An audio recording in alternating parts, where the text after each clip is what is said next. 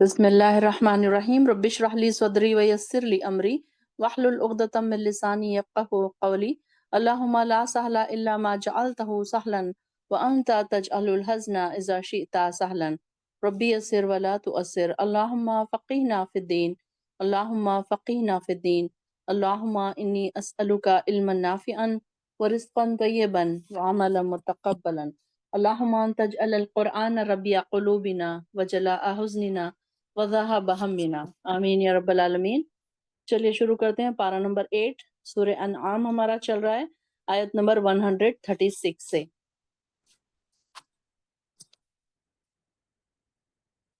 وجعلوا، اور انہوں نے بنایا یا انہوں نے ٹھہرایا، للہ اللہ کے لیے، مما زرعا، اس میں سے ہی جو اس نے پیدا کی، من الحرثی کھیتی، والانعام اور چوپائے۔ یہاں پر دیکھیے سورہ کا نام آ رہا ہے انعام۔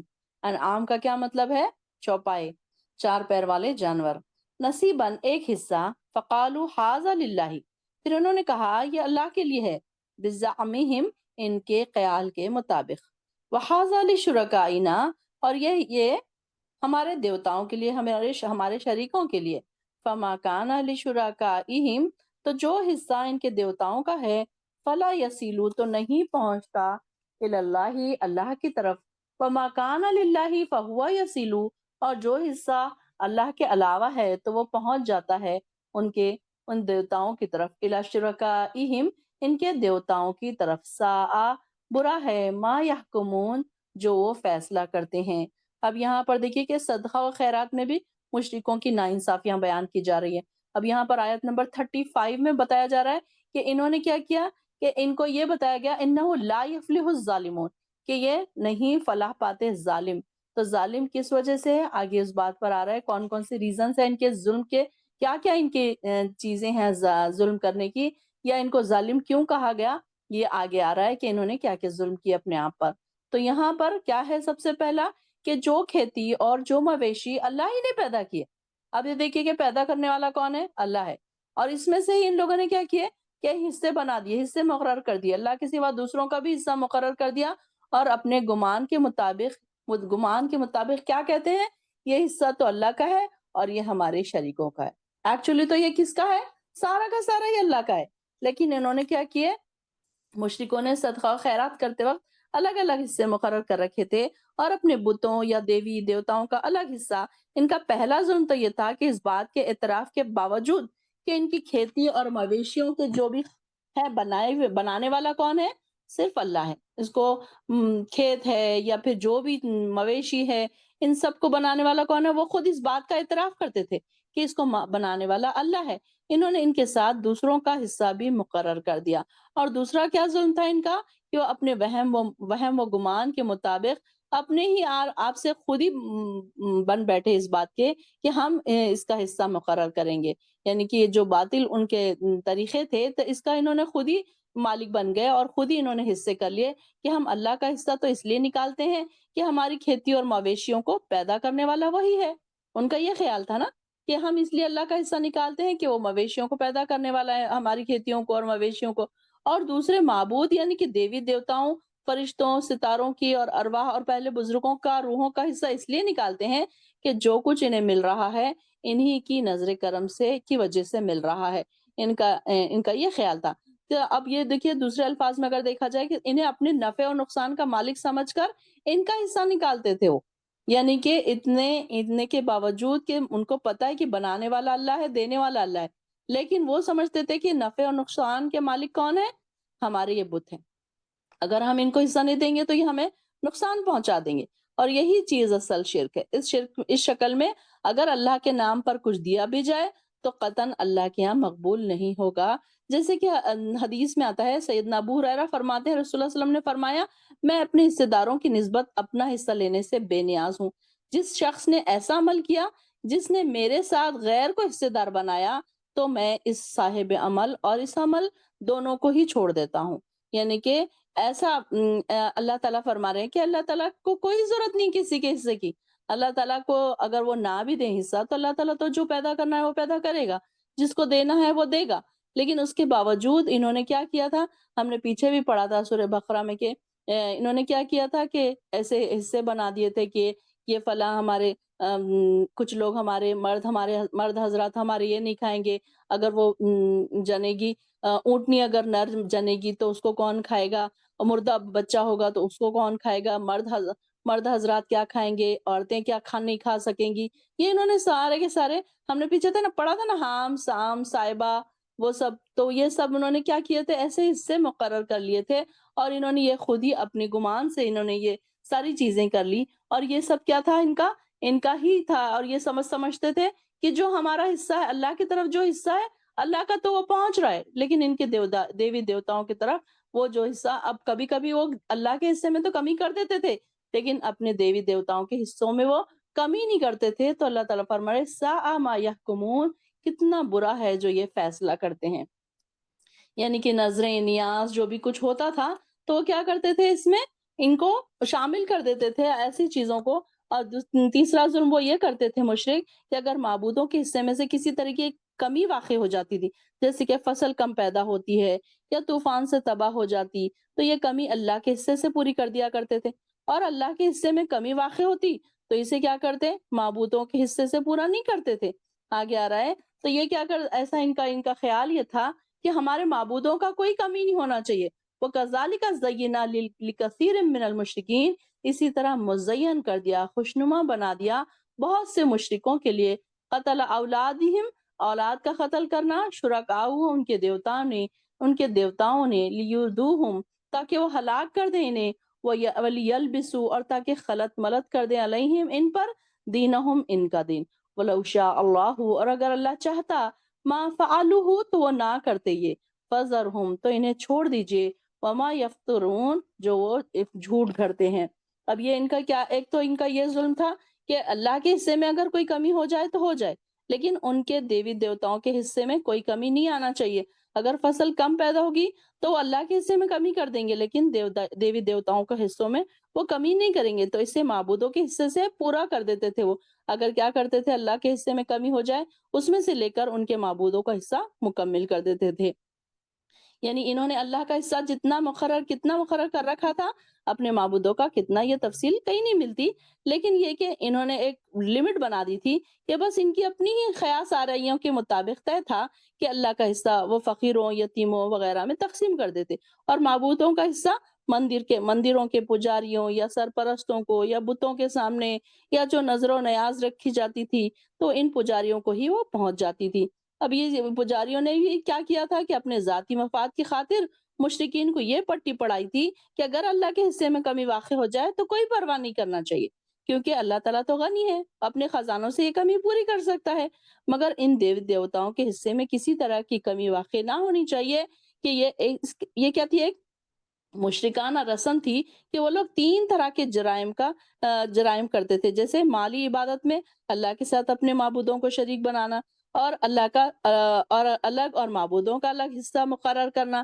اس بات میں ان کے جو پروہت تھے تو یہ شرک تھا ان کا کہ انہوں نے اپنے آپ کو ایک بڑے کی حیثیت دے دی تھی، اور وہ جو ان کی بات مانتے تھے وہ ایک مالک بن کے بیٹھ گئے تھے ان لوگوں کے، اور یہ ان کی حیثیت سے وہ عام لوگوں کو کا شرک یہ تھا کہ وہ ان کی اس بات کو مذہبی طور پر تسلیم کرتے تھے۔ اس تقسیم میں بھی اللہ کے حق میں ناانصافی کرتے تھے، اور اس جرم میں پروہت اور عام مشرک سب شریک تھے۔ یعنی کہ وہ جو پروہت ہے یا پجاری ہے، وہ کیا کرتے تھے، انہیں ایسا مزین کر کے بتایا تھا دین کو کہ وہ کیا کرتے تھے، ان کی بات کو ہی آخری پوائنٹ سمجھتے تھے، یعنی کہ حرف آخر سمجھتے تھے، اور یہ سمجھتے تھے کہ نہیں، اگر ہم اس میں کوئی کمی کریں گے تو ہم پر ضرور کوئی آفت آ جائے گی۔ تو یہ یہاں پر یہ بتایا جا رہا ہے کہ یہ تو زمانے جاہلیت کی باتیں ہو رہی ہیں کہ پہلے کے زمانے میں کیسے وہ لوگ قربانیاں کرتے تھے، کس طریقے سے۔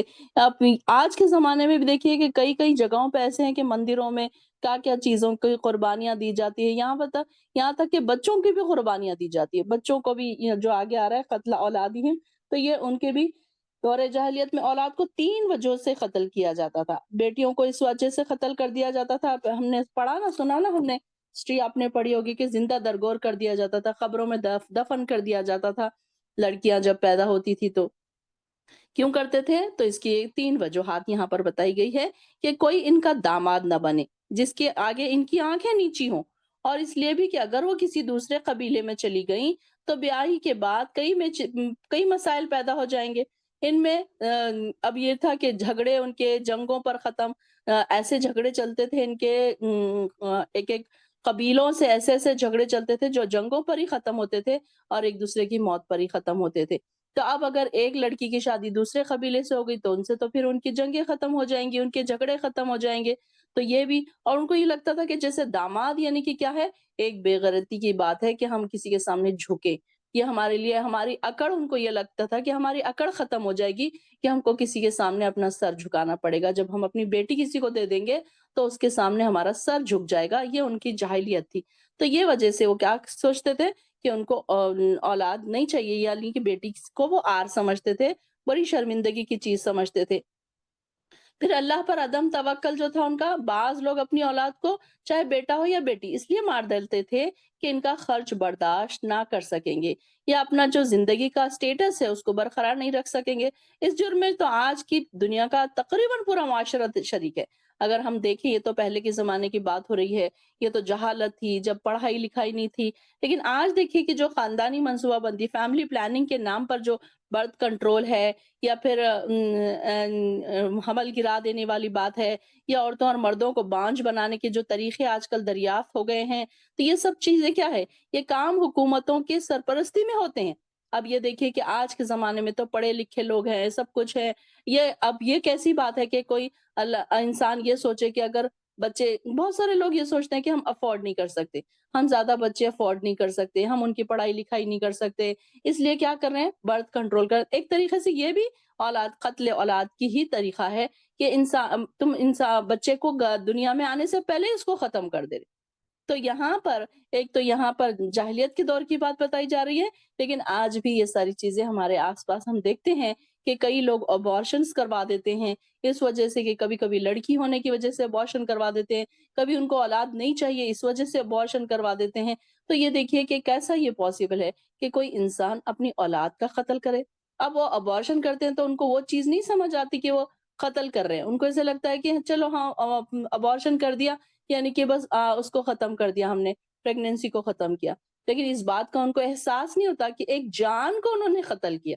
جبکہ اگر آپ دیکھیں گے، اگر آپ اس کے بارے میں اگر آپ ریسرچ کریں گے تو جو پریگنینسی کو ختم کیا جاتا ہے، ابارشن جو کیا جاتا ہے، ڈاکٹرز جو ابارشن کرواتے ہیں تو وہ کیسے کرتے ہیں، باریک باریک چھری اور باریک باریک کانٹوں کے ذریعے وہ جو گوشت کا جو لوتھڑا ہوتا ہے اس کے اندر جان پڑ جاتی ہے، اور اس کو کیا کرتے ہیں، اس کو چورا چورا اس کا خیمہ بنا کر پھر اس کو باہر نکالا جاتا ہے۔ تو یعنی کہ دیکھیے نا کہ وہ کتنا تڑپ کے وہ چیز جو ہوتی ہے جس کے اندر روح بیٹھ گئی ہے، روح چلی گئی ہے اس کے اندر، اور وہ اولاد ہے آپ کی، اور اس کو کتنی بے دردی سے اس کو صفاقانہ طور پر اس کو قتل کیا جا رہا ہے، اس کا احساس ہمیں نہیں پتا۔ ہمیں کیا پتا کہ اندر کیا ہو رہا ہے کیا نہیں ہو رہا، ڈاکٹر نے ابارشن کر دیا بس، ابارشن کا مطلب ہمیں کیا پتا، ایک جنرل عام انسان کو یہ سب چیزیں نہیں پتا ہوتی۔ تو یہاں پر یہ بتایا جا رہا ہے کہ یہ تو بات تھی پرانی، لیکن آج کے زمانے میں بھی یہ ساری چیزیں ہو رہی ہیں۔ اب یہاں تو بات ہو رہی ہے اس زمانے کی، لیکن یہ دیکھیے کہ آج دور جاہلیت نہیں ہے، سب لوگ پڑھے لکھے ہیں، اس کے باوجود بھی لوگ سوچتے ہیں کہ ہم افورڈ نہیں کر سکتے۔ تو آپ افورڈ کرنے والے کون ہوتے ہیں؟ ہر بچے کے ساتھ اللہ تعالیٰ اس کا رزق بھیجتا ہے، اس کا رزق وسیع ہوتا ہے، اس کے باپ کا، اس کے ماں باپ کا رزق وسیع ہوتا جاتا ہے، اس کے ساتھ اس کا رزق اترتا ہے۔ تو انسان یہ کیسے سوچ لیتا ہے کہ وہ اس کو کھلانے پلانے والا ہے، اس کو پڑھانے لکھانے والا ہے۔ اب آپ دیکھیے کہ کئی غریب لوگ ایسے ہیں کہ جن کے 5 5 6 6 بچے ہیں، لیکن وہ پل رہے ہیں، ان کو کھانا پینا سب مل رہا ہے، وہ بھوک سے مر تو نہیں گئے۔ آپ نے کبھی سنا کہ کسی غریب کے بچے بھوک سے مر گئے؟ بلکہ لوگ تو آج کل کھانے کھانے سے مرنے لگے ہیں، زیادہ کھا کھا کے لوگ مرنے لگے ہیں آج کل تو۔ تو یہ بات ہے کہ یہاں پر بتایا جا رہا ہے کہ یہ کہ قتل اولاد بھی یہ انہوں نے شروع کر دیا تھا۔ ایک تو یہ کبھی کبھی اپنے بچوں کو اپنی ان کے اوپر ان کے جو شرکا ہیں، ان کے جو بت ہیں، جو ان کے آئیڈلس ہیں، ان کے سامنے بھی وہ قتل کر دیتے تھے ان کو، جیسے کہ ان کو یہ ان کا خیال رہتا تھا نا کہ اگر ہم ابھی ہم قربانی دیں گے تو ہمارے دیوی دیوتا ہم سے خوش ہو جائیں گے، تو یہ ان کا خیال ہوتا تھا۔ تو بتوں کے نام پر بھی کیا کرتے تھے وہ، کہ کچھ لوگ ایسی منت مانگتے تھے کہ اگر میرے یہاں اتنے اتنے بیٹے ہوں گے تو میں ایک بیٹے کو فلاں فلاں بت کے حضور قربان کر دوں گا۔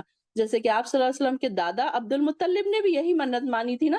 عبد المطلب جو تھے آپ صلی اللہ علیہ وسلم کے دادا، تو ان کو جب اولاد نہیں ہو رہی تھی تو انہوں نے کیا منت مانگی تھی کہ اگر میرے یہاں 12 بیٹے ہوں گے، یا ایک جگہ تھا 10 بیٹے ہوں گے اور ایک جگہ تھا 12 بیٹے ہوں گے، تو میں ایک بیٹے کی قربانی دوں گا. پھر اس کا اب جب ان کو ہو گئے بیٹے 12، تو انہوں نے جب قرعہ ڈالا تو آپ صلی اللہ علیہ وسلم کا نام نکلا. آپ مطلب دیکھیں نا، یہ ساری سٹوری اگر آپ نے پڑھی ہوگی تو اس کے بعد پھر کیا ہوا تھا کہ جب آپ کا نام نکلا تو آپ کو وہ ذبح کرنے کے لیے، یعنی کہ آپ کو قربان کرنے کے لیے وہ لے کر نکلے، تو سب مکہ والوں نے کہا کہ نہیں نہیں آپ ایسا مت کریے. پھر اس کے بعد انہوں نے قرعہ ڈالا، پھر 10 اونٹوں کا قرعہ ڈالا، پھر 50 اونٹوں کا قرعہ ڈالا، پھر آخر میں 100 اونٹوں کا جب قرعہ ڈالا تو پھر کیا ہوا، پھر اونٹوں کے نام پر قرعہ نکلا. تو پھر انہوں نے کیا کیا، حضور صلی اللہ علیہ وسلم کے بدلے 100 اونٹ قربان کیے. تو یہ بھی ان کا ایک قربانی کا ایک طریقہ ہوتا تھا. تو اس طریقے سے وہ اولاد کو قتل کر دیتے تھے. تو یہاں پر ان کی یہی چیزوں کو بیان کیا جا رہا ہے کہ یہ لوگ کیا کرتے تھے، ایسی ایسی چیزیں کرتے تھے کہ جو دین میں نہیں ہے، دین میں شامل نہیں ہے، اور یہ سب کی سب چیزیں شرک ہیں. تو اس میں یہی بتایا جا رہا ہے کہ اس طریقے سے بہت سارے مشرکوں کے لیے ان کے شریکوں نے ان کے اولاد کے قتل کو بھی خوشنما بنا دیا تھا. یہ سمجھتے تھے کہ یہ دین کی بات ہے، نیکی کی بات ہے. اگر ہم اپنی اولاد کو کسی بت کے سامنے قربانی دیں گے تو وہ کیا سمجھتے تھے، یہ ایک اچھی بات ہے، نیکی کی بات ہے، ہمیں اس کا ثواب ملے گا سمجھتے تھے وہ. یہی ہے نا کہ شیطان نے ان کے گناہ کو ان کا وہ بنا کے بتا دیا نا، مزین کر کے بتا دیا ان کے گناہوں کو، تو وہ اس کو بھی نیکی سمجھ رہے تھے. تو یہی یہاں پر بتایا گیا کہ یہ کیسے ہے کہ تاکہ انہیں ہلاک کر دے اور ان پر ان کے دین کو مشتبہ کر دے. آگے جو آ رہا ہے کہ کذالک زینا لکثیر من المشرکین، تو اس طریقے سے انہوں نے کیا کیا تھا، ان کو بتا دیا کہ ان کے مشرکوں کے لیے قتل کرنا اپنی اولاد کا اور ان کے دیوی دیوتاؤں کے لیے، تاکہ وہ ہلاک کر دے ان کو، اور تاکہ وَلِيَلْبِسُوا عَلَيْهِمْ دِينَهُمْ، تاکہ وہ دین کو خلط ملط کر دے، ملا دے، صحیح کیا ہے غلط کیا ہے، یہ ساری چیزوں کو وہ ایک دوسرے میں گتھم گتھی کر دے، ان کو سمجھ ہی نہ آئے. اب یہ دیکھیے کہ پہلے کے زمانے میں ویسے ہی لوگوں کے پاس کوئی علم نہیں تھا، کوئی پڑھائی نہیں تھی، وہ تو صرف انہی کی باتیں مانتے تھے جو بڑے لوگ ہوتے تھے ان کے، جو پجاری ہوتے تھے یا جو کوئی مولوی ہوتے تھے، جو علم والے لوگ ہوتے تھے، تو وہ انہی سے پوچھتے تھے اور وہ جو کہتے تھے وہی ان کی پتھر کی لکیر ہو جاتی تھی. اب اس کے علاوہ وہ آگے کچھ نہیں کرتے تھے. کیوں؟ کیونکہ ان کو خود ہی کوئی علم نہیں تھا، کتاب کا علم نہیں تھا، نہ ان کو دین کا علم تھا. تو یہ انہوں نے کیا کیا کہ دین کو خلط ملط کر لیا. وَلِيَلْبِسُوا عَلَيْهِمْ دِينَهُمْ، تو ان کے دین کو انہوں نے غلط ملط کر لیا.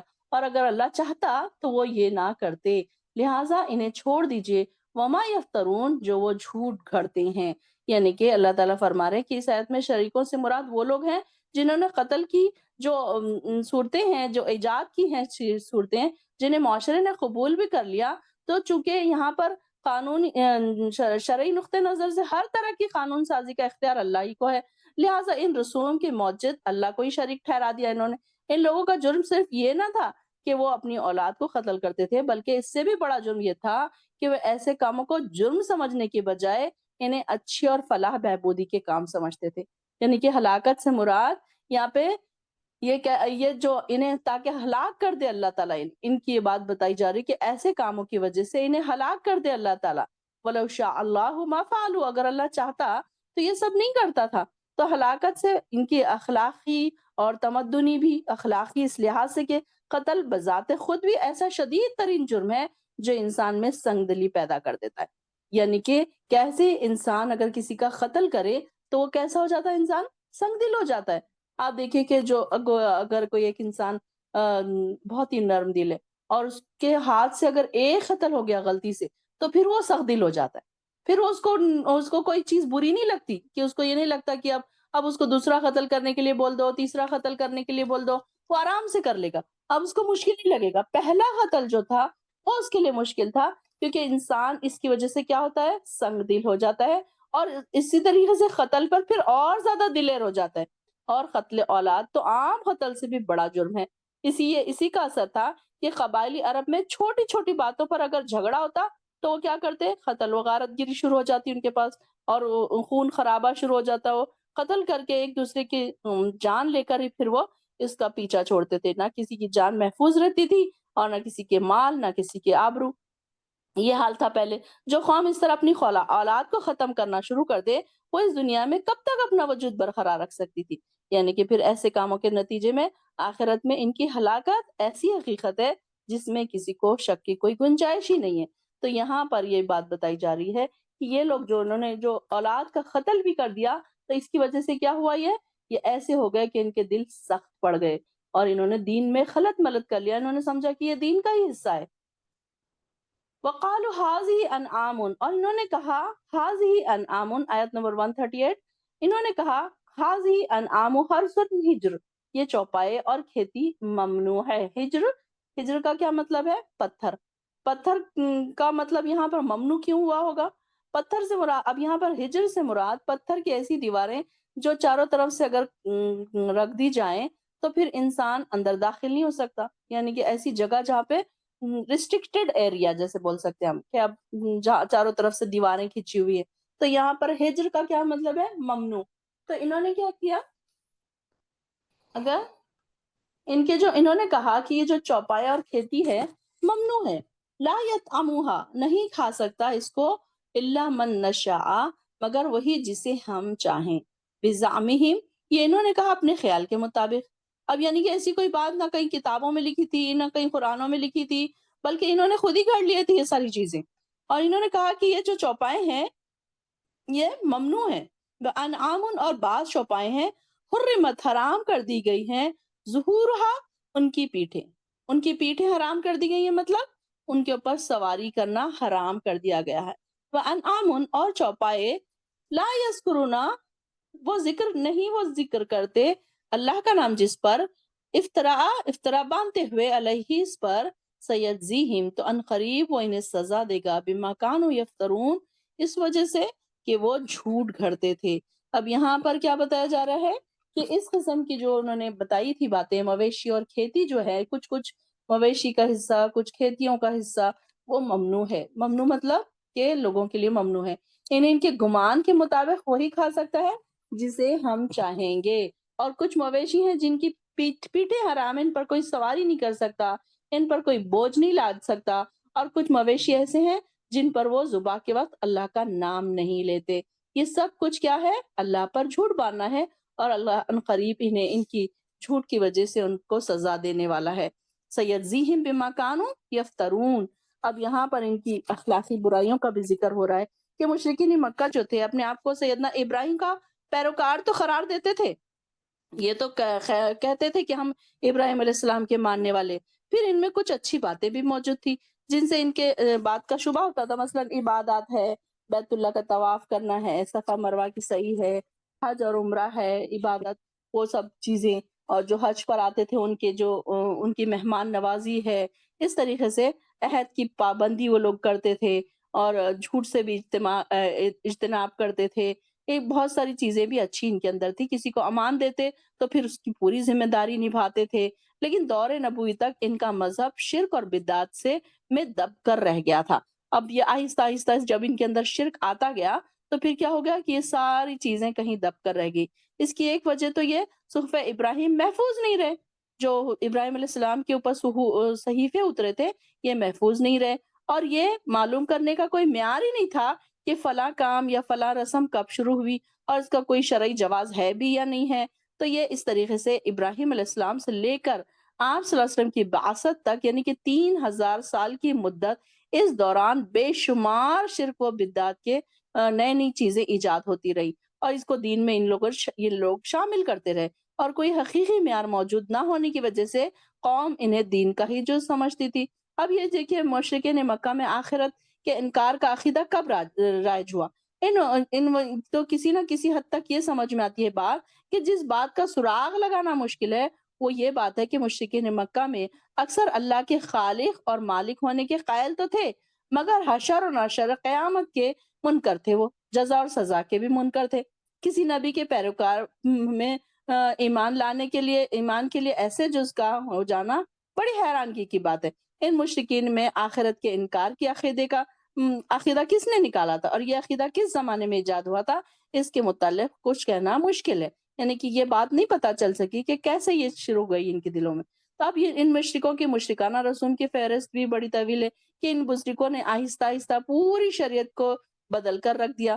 اب اس میں سے کچھ ایسے ہیں کہ اللہ تعالیٰ فرما رہے ہیں کہ اس میں جو آیت میں آ رہا ہے، اس آیت میں ہم نے جو پڑھا تھا، ان مشرکوں کے یہاں کیا دستور تھا کہ جس کھیتی یا مویشی کے متعلق وہ یہ منت مان لیتے کہ فلاں بت یا فلاں دربار میں ان کو دال پیش کرنا ہے، تو اس کے لیے جو مخصوص ہے، تو ایسی نیاز کو ہر ایک نہیں کھا سکتا، بلکہ ان کے متعلق بھی انہوں نے ایک فہرست بنا کے رکھی تھی کہ فلاں قسم کی نظر ہوگی تو اسے فلاں فلاں لوگ کھا سکیں گے، فلاں قسم کی ہوگی تو فلاں فلاں کھائیں گے، جیسے کہ ہم نے پیچھے پڑھا کہ کچھ مرد کھا سکتے ہیں، کچھ عورتیں نہیں کھا سکتی، اس طریقے سے۔ آج بھی دیکھیے کہ میں پتہ نہیں بہت سال پہلے کی بات ہے کہ کچھ رسم ہو رہی تھی، اس میں یہ تھا کہ ساری جو عورتیں ہیں، مطلب نکاح والی عورتیں ہیں، جو شوہر والی عورتیں ہیں، خالی وہی وہ ساری چیزیں کھائیں گی۔ اب پتہ نہیں شادی کا کوئی ایک موقع تھا اور شادی کا کچھ ایک ان کا پروگرام تھا پتہ نہیں کسی گاؤں میں، تو میں نے دیکھا کہ اس میں انہوں نے کمرہ بند کر دیا اور نہ اس میں کوئی بیوہ آئی، نہ کوئی جوان بچیاں آئیں اس میں، نہ بچوں کو آنے دیا اس میں، صرف وہ عورتیں وہاں پر کے کھا رہی تھی جو شادی شدہ عورتیں ہیں، تو صرف ان کو ہی۔ تو اس طریقے سے یہ ساری چیزیں آج بھی کہیں نہ کہیں گاؤں میں ادھر ادھر یہ ساری چیزیں ابھی بھی نظر آتی ہیں ہمیں۔ اور جن مویشیوں کو بتوں یا دربار کی نظر کیا جاتا تھا، عام لوگوں پر اور اصل مالک کا بھی سواری کرنا حرام تھا، یہاں تک کہ حج کے سفر پر بھی اس پر یہ سوار ہونا ممنوع سمجھتے تھے، یعنی کہ کیونکہ اس وقت تو انہیں لبیک اللہم لبیک کہنا پڑے گا نا، تو پھر اللہ کے نام اس پر کیسے لیں گے وہ، ان کے جو بتوں کے لیے انہوں نے چھوڑا ہوا ہے، تو کئی سواریوں کو بھی اس پر انہوں نے اپنے اوپر حرام کر لیا تھا۔ تو ان نظر کیے ہوئے جانوروں سے صرف دربار کے مجاور اور بتوں کے پروہت ہی فائدہ اٹھا سکتے تھے۔ اب یہ دیکھیے کہ جو پروہت ہے اور مجاور ہے، انہوں نے بھی کیا کیا، اپنے فائدوں کے لیے ان لوگوں کو استعمال کیا۔ اب دیکھا کہ یہ تو جاہل ہے، یہ تو جو ہم ان کو پٹی پڑھائیں گے یہ تو پڑھ لیں گے پٹی، تو انہوں نے بھی ان کو ایسی پٹیاں پڑھا دی جس میں ہمارا ان کا فائدہ تھا، مگر اب ان پر اللہ کا نام لینا ممنوع تھا، یعنی کہ کچھ ایسے جانور جن پر اللہ کا نام لینا بھی ممنوع ہے، اس کو ذبح کرتے وقت بھی اور ان کے اوپر جب بیٹھیں گے تب بھی، اور معبود ان کے باطل کے لیے وقف ہو چکے تھے، دودھ دھوتے وقت، سواری کرتے وقت، ذبح کرتے وقت، کھاتے وقت، غرض کسی بھی وقت ان پر اللہ کا نام لینا ممنوع تھا، تاکہ اس معبود کی نظر و نیاز میں اللہ کی شراکت نہ ہونے پائے۔ یہ ان کا خیال تھا کہ کہیں اگر ہم اللہ کا نام لے لیں گے تو ان کے معبودوں میں پھر شرکت ہو جائے گی، تو جیسے مویشی بتوں اور یا آستانوں کے نام سے وقف ہو چکے ہیں، مثلاً ہم نے پڑھا صائبہ ہے وغیرہ وغیرہ، جو ان ماداؤں کو ذبح کرنے کے بعد اگر ان کے پیٹ سے زندہ بچہ نکلتا تو اس کا گوشت کون کھا سکتا؟ صرف مرد کھا سکتے، عورتیں نہیں کھا سکتی۔ اگر بچہ مردہ پیدا ہوتا تو پیدا ہوتے ہی مر جائے اگر، تو اس میں سے عورتیں بھی کھا سکتی ہیں۔ ایسی ہی ملتی جلتی رسومات جو ہمارے یہاں بھی رائج ہیں، مثلاً دیکھیے کہ کئی جگہ پہ بی بی سہنک کی ایک رسم ہوتی ہے جس میں صرف سہاگن عورتیں ہی کھا سکتی ہے اور مرد اور بیوہ عورتیں نہیں کھا سکتی۔ یہ سب کیا ہے؟ شرک اور کفر کی باتیں ہیں۔ تو یہ ساری چیزوں کا یہاں پر ذکر کیا جا رہا ہے کہ مشرکوں کی اس خود ساختہ شریعت کی ایک ایک دفعہ پر غور کرنے سے معلوم ہوتا ہے کہ بتوں اور درباروں کے جو مجاوروں نے قانون سازی کے جملے اختیارات خود سنبھال رکھے تھے اور وہ اپنی آپ کو ہی دین کا حصہ بناتے تھے، مطلب اپنی جو انہوں نے بنائے ہوئے چیزیں اس کو ہی انہوں نے دین کا حصہ بنا دیا تھا، اور ہیل و بہانوں سے لوگوں سے مال بٹورتے اور اللہ تعالیٰ کے حقوق کو تلف کر دیتے تھے۔ حلال اور حرام قرار دینے کے جملہ اختیارات بھی انہوں نے اپنے پاس ہی رکھ لیے تھے، یعنی کہ یہ چیزیں حرام ہے، یہ چیزیں حلال ہے۔ آج بھی دیکھیے کہ کئی چیزوں کو لوگ نے اپنی مرضی سے حرام کر لیتے ہیں کہ نہیں یہ حرام ہے، نہیں یہ حلال ہے، تو ایسی کوئی چیز کو حرام اور حلال اپنی مرضی سے کر دینا بہت بڑا گناہ ہے۔ جس کو اللہ تعالیٰ نے حلال کیا اس کو اگر کوئی انسان حرام کر دے تو وہ ایک بہت بڑا گناہ ہے۔ تو یہ اختیارات بھی انہیں کے پاس تھے۔ پھر وہی قتل اولاد کے مجرم بھی تھے، غرض یہ کہ شرک کی کوئی قسم باقی نہیں رہ گئی تھی جو انہوں نے اختیار نہیں کی تھی۔ اللہ تعالیٰ ان کے جرائم بتا کر مسلمانوں کو تنبیہ کر رہے ہیں کہ ایسے سر سے پاؤں تک شرک میں پھنسے ہوئے لوگوں کے راہ راست پر آنے کا کوئی امکان نہیں، یا یہ مطلب ہے کہ جن کے اسلاف اور بزرگوں نے اللہ پر اور اس طرح کے لوگوں پر اس طرح کے جھوٹ گھڑ لیے ہیں، انہیں ہدایت یافتہ کیسے قرار دیا جا سکتا ہے جو خود بھی گمراہ ہو اور آنے والی نسلوں کو بھی گمراہی پر ڈالنے والے؟ یعنی کہ ایسے لوگ ہیں کہ یہ سارے کے سارے آگے جو آ رہا ہے ان کے ان کے بارے میں کہ یہ کیسے ہیں کہ انہوں نے اپنے آپ کو بھی گمراہ کر دیا اور اپنی نسلوں کو بھی گمراہ کر دیا. قد خسر الذین قتلوا، اور خسارے میں رہے وہ لوگ. اوپر کا سیجزیہم وصفہم، اور عنقریب ان کو سزا دے گا اس بیان کی وجہ سے. انہو حکیم علیم، یقیناً وہ بڑی قسمت والا، بڑی حکمت والا اور خوب جاننے والا ہے. یہ اوپر والی آیت رہ گئی ہے کیا؟ وقالوا ما فی بطونہم ھذی انعام، ہاں یہ والی. اور انہوں نے کہا کہ یہ جو بچہ ہے ان کے پیٹوں میں، ان چوپائیوں کے، ھذی الانعام خالصتاً، وہ خالص ہے ہمارے مردوں کے لیے، اور محرم علی ازواجنا، اور حرام ہے ہماری بیویوں پر.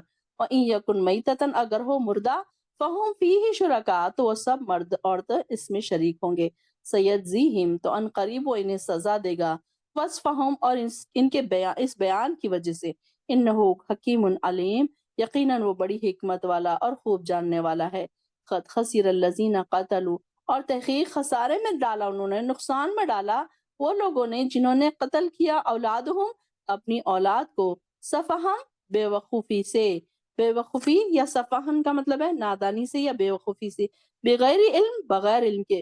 وحرموا، اور انہوں نے حرام ٹھہرا دیا، ما رزقہم اللہ، جو اللہ نے انہیں رزق دیا تھا، افتراءً، جھوٹ باندھتے ہوئے، علی اللہ، اللہ پر.